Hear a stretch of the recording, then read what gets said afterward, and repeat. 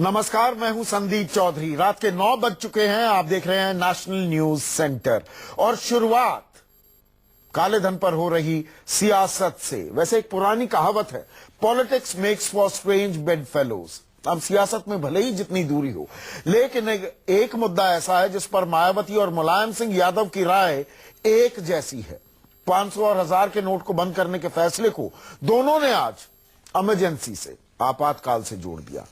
मायावती ने कहा यह अघोषित आपातकाल है, तो मुलायम ने कहा कि आज परेशान लोगों को देखकर उन्हें इमरजेंसी के दिनों की याद आ रही है। भले ही सर्दी के मौसम की शुरुआत हो चुकी हो, पारा लगातार लुढ़क रहा हो, लेकिन काले धन पर मोदी की सर्जिकल स्ट्राइक के बाद यूपी का सियासी तापमान अचानक चढ़ने लगा। बीएसपी सुप्रीमो मायावती की माने तो 500 और 1000 के नोट बंद करने का मोदी सरकार का फैसला अघोषित आर्थिक इमरजेंसी है। ठीक विधानसभा के आम चुनाव होने से कुछ समय पहले ही देश में काले धन पर अंकुश लगाने के लिए जो परसों रात इमरजेंसी लगाने जैसा वातावरण पैदा किया है, बीजेपी व श्री नरेंद्र मोदी के शासनकाल में भी अब यहाँ पूरे देश में अघोषित आर्थिक इमरजेंसी लगा दी गई। थोड़ी देर बाद माया के तेवर और तल्ख हो गए। बीएसपी सुप्रीमो ने कहा कि बीजेपी ने 100 साल के लिए चुनाव लड़ने का इंतजाम कर लिया है, खूब ब्लैक मनी जमा कर ली है और दूसरों को नसीहत दे रही है। बीजेपी व श्री नरेंद्र मोदी की सरकार ने अपने 2.5 वर्षों के शासनकाल में अपना सारा बंदोबस्त करके इन लगभग 2.5 वर्षों में बड़े पैमाने पर इन्होंने अपने 100 वर्षों की पॉलिटिक्स करने के लिए बाहर विदेशों में अपना उन्होंने प्रबंध कर लिया। मायावती के बाद मुलायम सिंह यादव सामने आए। उन्होंने भी नोट बैन करने के फैसले को गलत बताया।